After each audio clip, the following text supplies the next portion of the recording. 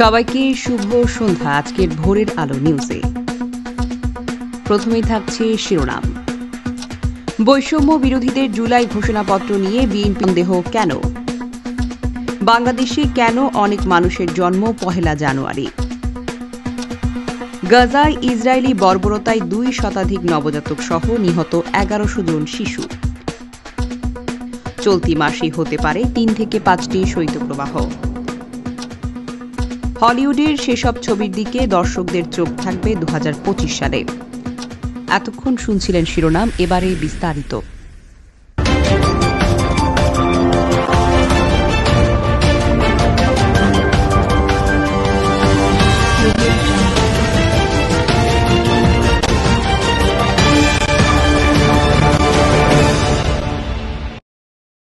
বৈষম্য বিরোধী ছাত্র আন্দোলনে জুলাই ঘোষণাপত্র প্রকাশের উদ্যোগ আপাতত সফল না হলেও এই উদ্যোগের পেছনে কারা তা নিয়ে নানান ধরনের সন্দেহ ও আলোচনা দানা বেঁধে উঠেছে বাংলাদেশের অন্যতম প্রধান রাজনৈতিক দল বিএনপির বিভিন্ন পর্যায়ে।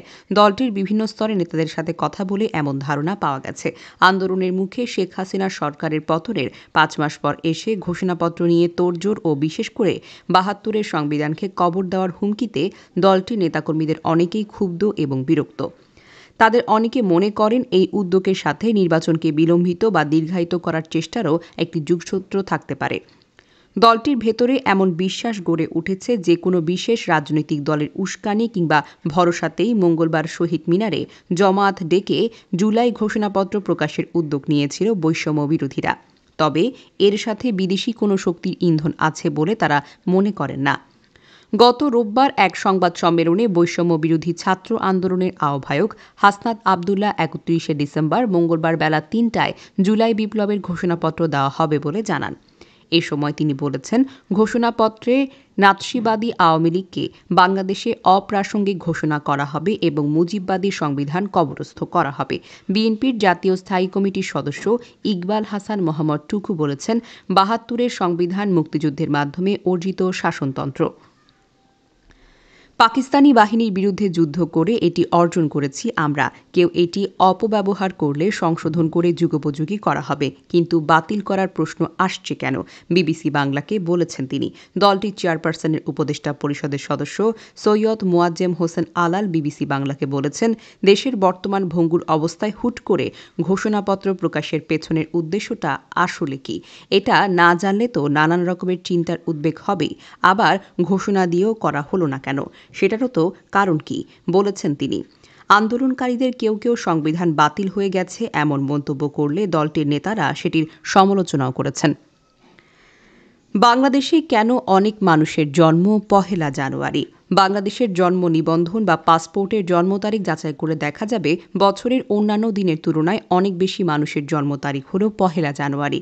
এই বিষয়ে কোনো গবেষণা নেই, তবে বিভিন্ন জরিপে অংশ নেওয়া ব্যক্তিদের জন্ম তারিখের ক্ষেত্রে দেখা যায় জানুয়ারির ১ তারিখ প্রাধান্য রয়েছে। শিশুদের নিয়ে কাজ করেন এমন বিশেষজ্ঞরাও এই প্রবণতা লক্ষ্য করেছেন। শিশু বিশেষজ্ঞ ডক্টর ইশতিয়াক মান্নান বলেছেন, বিষয়টি এমন না যে জানুয়ারির ১ তারিখে বেশিরভাগ শিশুর জন্ম হয়েছে। আসলে এখনও আমাদের দেশের বেশিরভাগ শিশুর জন্ম হয় বাড়িতে, বিশেষ করে গ্রামীণ এলাকায়।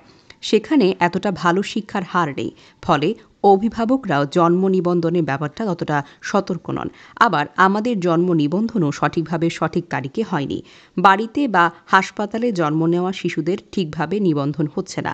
পরবর্তী এক সময় যখন তারা স্কুলে ভর্তি হয় তখন সার্টিফিকেটে পরীক্ষার সময় তার জন্ম তারিখটা দরকার হয়ে পড়ে। তখন অনেক সময় স্কুলের শিক্ষকরা ইচ্ছেমতো একটি তারিখ বসিয়ে দেন। নতুন করে জন্মদিন বসাতে গিয়ে তারা একটি কমন তারিখ জন্মদিনে বসিয়ে দেন, যা সহজভাবে মনে রাখা যায়। দেখা যায় বেশিরভাগ সময় সেটা জানুয়ারির ১ তারিখ হয়ে থাকে, বলেছেন মিস্টার মান্নান। তিনি বলেন, এই কারণে দেখা যায় অনেকে এটা খুব কমন মনে করেন। বেশিরভাগ মানুষের ২টা করে জন্মদিন থাকে। গাজায় ইসরায়েলি বর্বরতায় ২ শতাধিক নবজাতক সহ নিহত ১১০০ জন শিশু। ফিলিস্তিনের অবরুদ্ধ গাজা ভূখণ্ডে ইসরায়েলি বর্বরতায় প্রাণ হারিয়েছে প্রায় ১১০০ জন শিশু। নিহত এই শিশুদের মাঝে নবজাতকের সংখ্যা ২ শতাধিক। ২০২৩ সালের অক্টোবর থেকে গাজায় চলমান ইসরায়েলি আগ্রাসনে প্রাণ হারিয়েছে তারা। বুধবার এক প্রতিবেদনে এই তথ্য জানিয়েছে বার্তা সংস্থা আনাদোলু। গাজায় সরকারি মিডিয়া অফিস জানিয়েছে, ইসরায়েলি হামলায় 238 জন নবজাতক সহ 1091 জন শিশু প্রাণ হারিয়েছেন। স্থানীয় স্বাস্থ্য কর্তৃপক্ষ গত সোমবার জানিয়েছে, অবরুদ্ধ এই ভূখণ্ডে ইসরায়েলি অবরোধের মধ্যে শীতের কারণে ঠান্ডায় জমে প্রায় 6 জন শিশুসহ কমপক্ষে 7 জন মারা গেছেন। এদিকে 2023 সালের অক্টোবর থেকে গাজা উপত্যকা এবং পশ্চিম তীরে চলমান ইসরায়েলি গণহত্যার মধ্যে প্রায় 12,943 জন ফিলিস্তিনি শিক্ষার্থী নিহত হয়েছেন। আরও 21,681 জন আহত হয়েছেন বলে ফিলিস্তিনি তথ্য কেন্দ্রের বরাতে প্রকাশ করেছে শিক্ষা মন্ত্রণালয়।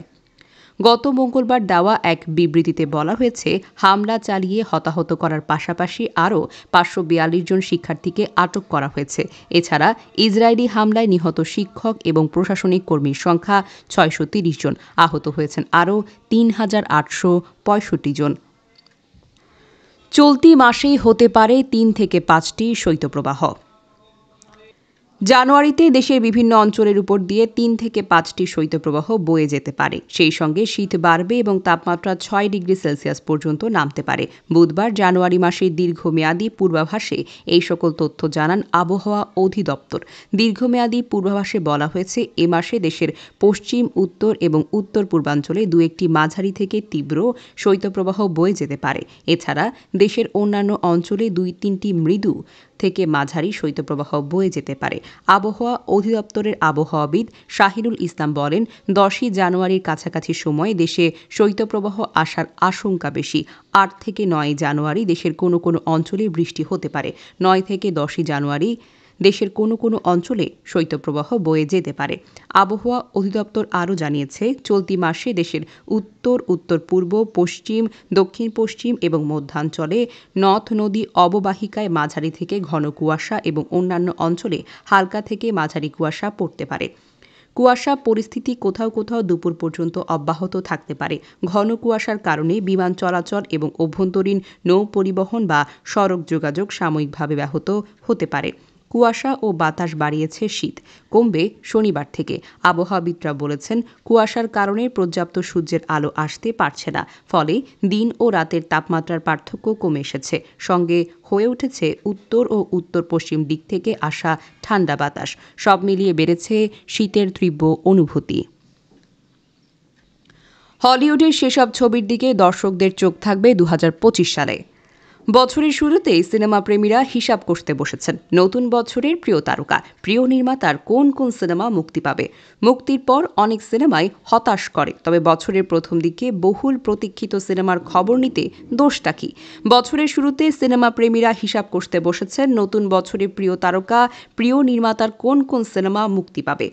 হলিউডের প্রতীক্ষিত 10টি সিনেমা: উলফম্যান 17ই জানুয়ারি, মিকি 17 7ই মার্চ, স্নো হোয়াইট 17ই মার্চ, থান্ডারবোল্টস 2 মে, Mission Impossible the Final Reckoning 21 মে, ব্যালেরিনা 6 জুন, সুপারম্যান 11 জুলাই, মাইকেল 13ই অক্টোবর, অ্যাভাটার ফায়ার অ্যান্ড অ্যাশ 19শে ডিসেম্বর।